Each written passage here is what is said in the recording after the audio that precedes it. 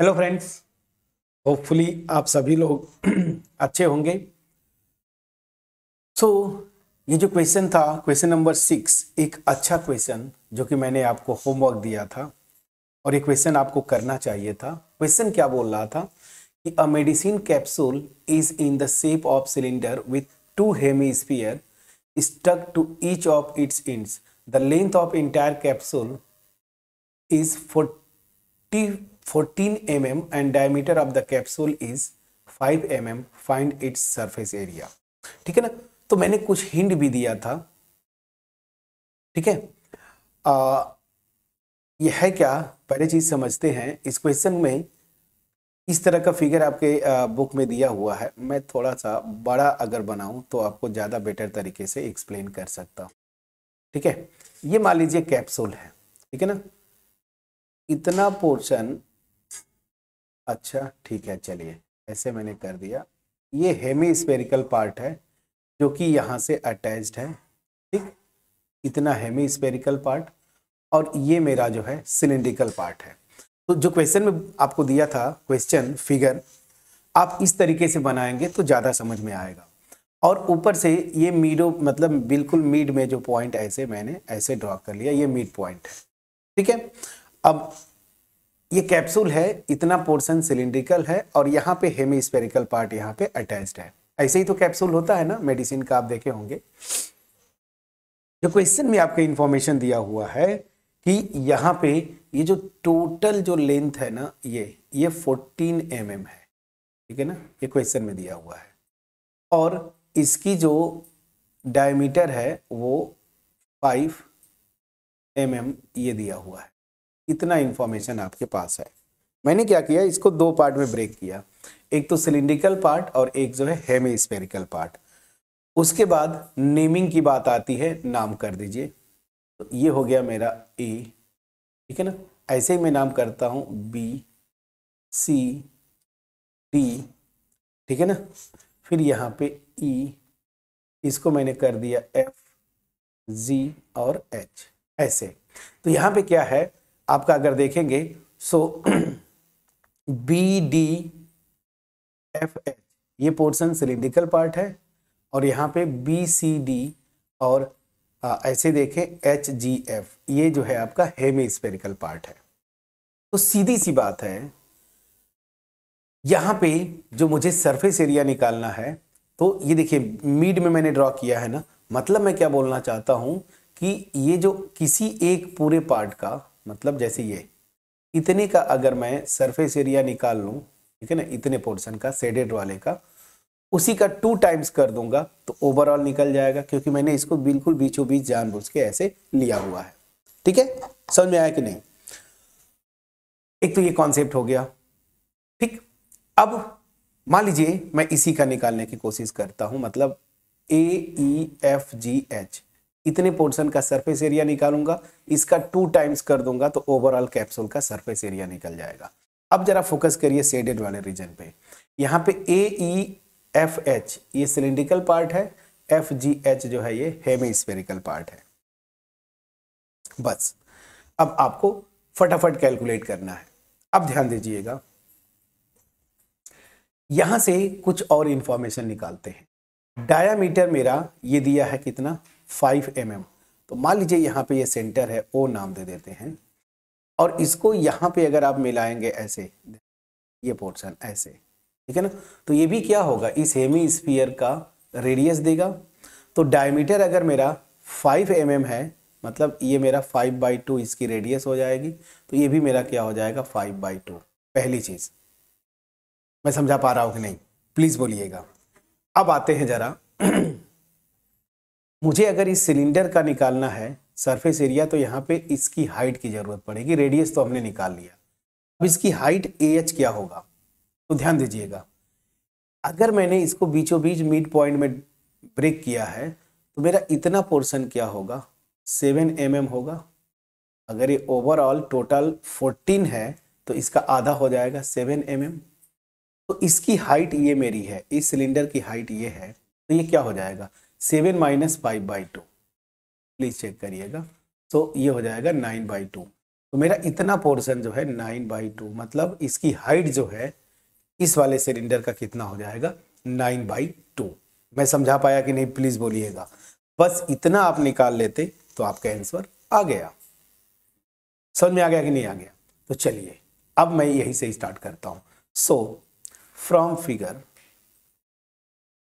Figure मैं इस figure की बात बोलता हूं। From figure surface area, surface area जो कि मुझे निकालना है, required surface area, this will be, required surface area क्या होगा 2 टाइम्स, मतलब आधा आधा पार्ट में ब्रेक किया, सरफेस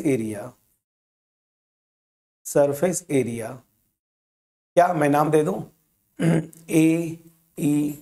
AEFGH, इस पूरे का। ठीक,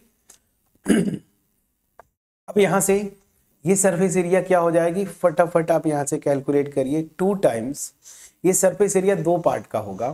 क्या होगा समझिएगा, एक तो कर्व सरफेस एरिया इस सिलेंडर का, तो क्या हो जाएगा curve surface area of cylinder, cylinder नाम दे दीजिए AEFH, AEFH ये हो गया, plus surface area of hemisphere FGH ना। सो प्लस सरफेस एरिया बोल दीजिए या curve surface area of hemisphere, इसका नाम मैंने दिया था FGH। समझ आ गया कि नहीं? फिर से मैंने क्या कि जो कैप्सूल है इसको यहाँ से मिड पॉइंट से मैं आधा आधा पार्ट में डिवाइड कर रहा हूँ, ए लाइन से आधा आधा पार्ट में डिवाइड कर दिया। तो क्या होगा टोटल सरफेस एरिया क्या होगा, इस हाफ वाले पार्ट का निकाल दूं उसका 2 टाइम्स, मैंने ये कर दिया। अब यहाँ पे फोकस करते हैं, ये कर्व सरफेस एरिया, अगर सॉरी इस सरफेस एरिया निकालना है तो सिलेंडर का कर्व सरफेस एरिया, ये सिलिंड्रिकल पार्ट प्लस ये हेमीस्फेरिकल पार्ट मैंने यहाँ पे लिख दिया। अब यहाँ से फार्मूला लिख दीजिए, बस आपका हो गया। तो 2 टाइम्स, ध्यान दीजिए सिलेंडर का कर्व सरफेस एरिया क्या होता है 2πRH प्लस, इतना होता है फ्रेंड्स। हेमीस्फीयर का क्या होता है कर्व सरफेस एरिया या सरफेस एरिया 2πr²। अब सारे इंफॉर्मेशन आपके पास हैं, बस आपको कैलकुलेट कर लेना है। इन दोनों से अगर आप देखें तो 2πr कॉमन है, तो 2πr कॉमन ले लीजिए, तो यहाँ पे H प्लस R हो जाएगा, यहां से हो जाएगा 4πr ब्रैकेट में R प्लस H। अब चलिए ये भी वैल्यू रखते हैं, 4πr रेडियस है, रेडियस मैंने यहाँ पे निकाल के रखा है, देखिए चाहे वो सिलेंडर का लीजिए चाहे हेमीस्फीयर का, 5/2 प्लीज चेक करिएगा, ये हो जाएगा मेरा 5/2 और ब्रैकेट में 5/2 प्लस हाइट जो है सिलेंडर का, ठीक है ना, सिलेंडर की हाइट जो, अच्छा यहाँ पे एक मिनट सीक्वेंस गड़बड़ाना नहीं है, अदरवाइज आपको कंफ्यूजन हो जाएगा। चलिए सीक्वेंस नहीं गड़बड़ाते हैं। हाइट क्या है मेरी, देखिए मैंने हाइट अभी जस्ट निकाला था आपको 9/2, तो हाइट हो जाएगा मेरा 9/2, ठीक है ना, प्लस रेडियस मेरी कितनी हो जाएगी 5/2। चलिए तो यहाँ से ये रख दिया। अब इसको ऐड करेंगे, एलसीएम तो खैर 2 ही रहेगा, 9 + 5 14 होता है, 14/2 मेरा 7 होता है। अब यही से कुछ चीज़ें हैं जो कैलकुलेट करना है आपको। 2 × 2 = 4 ये होता है, सो दिस विल बी, ये हो गया। और यहाँ से मैं कर दिया 5 × 2 = 10 मल्टीप्लाइड बाई पाई की वैल्यू रख दीजिए 22/7 मल्टीप्लाइड बाई 7, 7 से कैंसिल आउट हो गया, पाई की वैल्यू 22/7 आपने लिया, तो अल्टीमेट 22 मल्टीप्लाइड बाई 10 कितना हो जाएगा 220 mm है ना, mm है, तो mm² ना, क्या हो जाएगा mm², प्लीज चेक करिएगा, तो दिस विल बी mm²। कितना आसान क्वेश्चन था। अब अगर यहाँ पे भी आप बोलते कि सर ये नहीं हो सकता था या नहीं हो पाएगा, बिल्कुल गलत था। क्वेश्चन में इस तरह का फिगर आपके बुक में दिया है, मैंने इसको थोड़ा सा रीड्रॉ किया, आधा आधा पार्ट में भी डिवाइड कर दिया, आधे पार्ट का सरफेस एरिया निकालूंगा, half of the part, then the 2 times of this part, will be the required surface area. Now this surface area consists of two parts. One is cylindrical part and another is the hemispherical part. Okay, so for this just write the formula, this one. So I would require the radius of base and height of the cylinder, and here radius of the hemisphere. But remember, radius of hemisphere as well as the cylindrical part will be same. So it is given that this diameter is 5, that means radius will be 5 by 2. Now if this radius is 5 by 2, so as we know that if we draw a line which join the center and any point of the surface, that will give the radius of hemisphere, circle as well as in spheres. So OZ will also be the radius, that means 5 by 2. So this is 5 by 2. I have divided this actual capsule in two equal parts. So this length GA will be half of the 14, that means 7 mm. And if this is 7 mm, that means GA is 7 mm and GO is 5 mm. So what will be HA? HA will be 7 minus 5 by 2, and we have calculated it as 9 by 2. So that means we got the height of the cylindrical part as 9 by 2 mm, and radius of course for both cylinder as well as hemisphere is 5 by 2. Now by putting the values in this formula, we get required surface area of the capsule. So this was all about for this question number 6.